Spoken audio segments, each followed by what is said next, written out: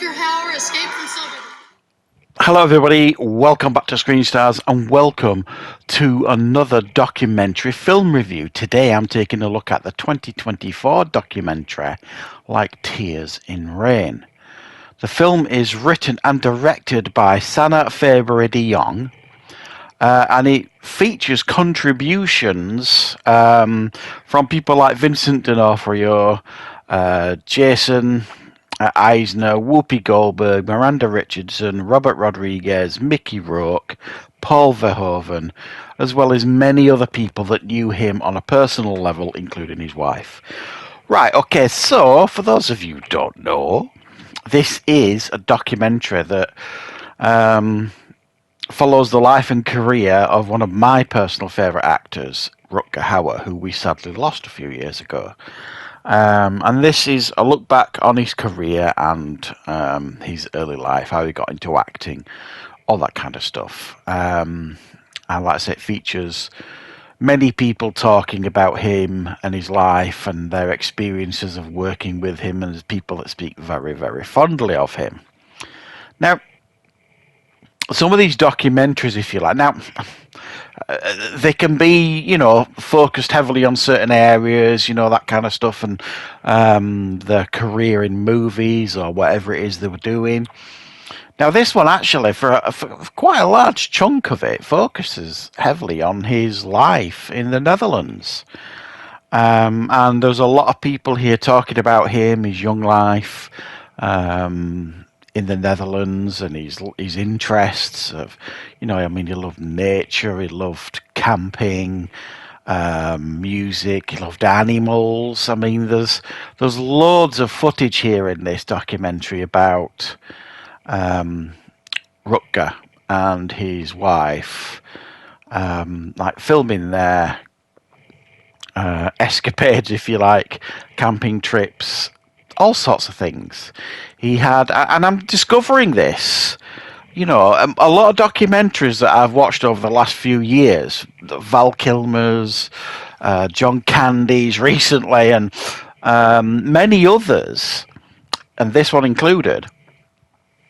I think it's a trend, I think, that creative people or actors or whatever tend to film a lot of their lives as well as on screen, for us to enjoy, for private lives for them. And I always find that really, really fascinating, because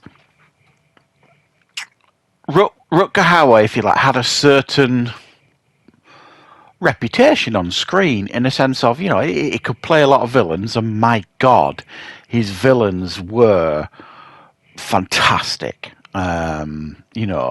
The Hitcher is probably my personal favourite in regards to his villainous performance. But then you've obviously got Roy Batty in Blade Runner, that is incredible. I'm not actually sure I'd call him the villain, though, of that film. So, I mean, it carries this kind of aura, but he's a big man. He's got this kind of sinister aura about him. I mean, a lot of the characters that he played on screen. I mean, I know he played a lot of heroic characters as well. But you don't expect to see this guy, like, on home video being filmed, like, playing the violin, having an absolute giggle about it, or raising really tiny baby creatures, and just being so affectionate towards them. And it was just like, wow, he didn't appear to be at all like his aura suggests. I mean, that's not really a surprise. Duh, he's an actor. But it was really fascinating to see this man who, away from the big screen, away from movies, was this really gentle guy that loved life, and he loved life to the fullest. He was, a great godfather to his friends' children, and just loved going on adventures. For many of his early films, he didn't have an RV from the set. He brought his own that he built from scratch, and that was his kind of escape. Fascinating to hear everybody talk about him. Paul Verhoeven, who obviously they worked together early on, in the Netherlands.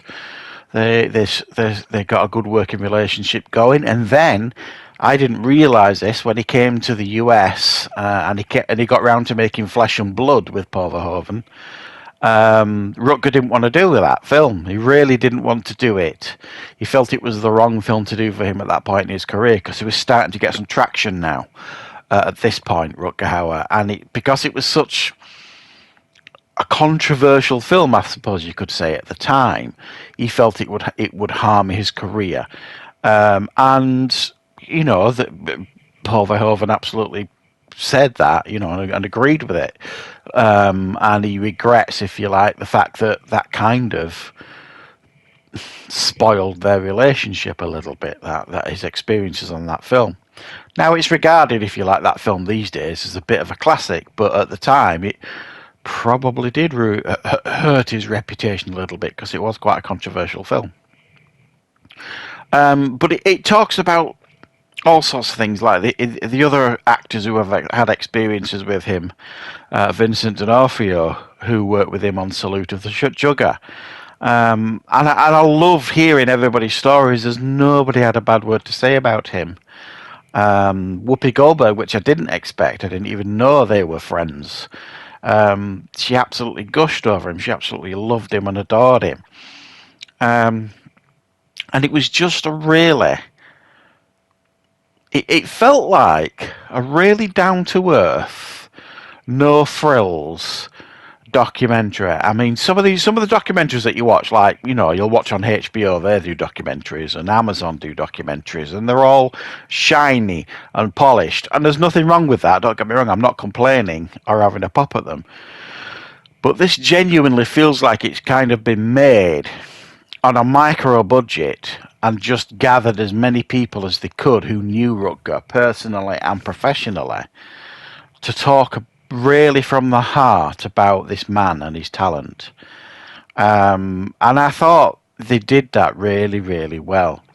And it's a real reminder of how good an actor Rutger Hauer was, but also something that because I never really felt like I knew Rutger, at all as a person. I know that sounds silly, but sometimes, when you follow an actor and they become like one of your favourites over the years and stuff, you kind of feel like them and you've got a connection to some degree. Never really felt I had that with Rutger, because you never really knew much about his private life or anything like that. And I think this documentary kind of has given me that. It's given me that connection to who he was as a man, as a person.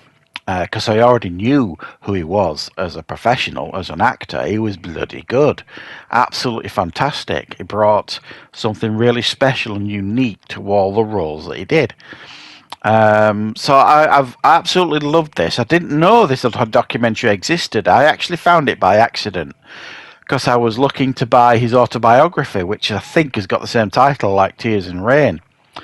And when I did it, I was looking on Amazon, it brought up a listing for this documentary as well. And I'm like, oh my God, I didn't even know that existed.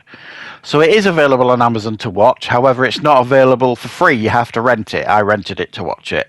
But it's not an expensive rent or anything like that. So if you're interested in Rutger Hauer and you want to check out this documentary, strongly recommend it. It's a really, really good one. And I will, of course, then see you back here on the channel with plenty more content very, very soon.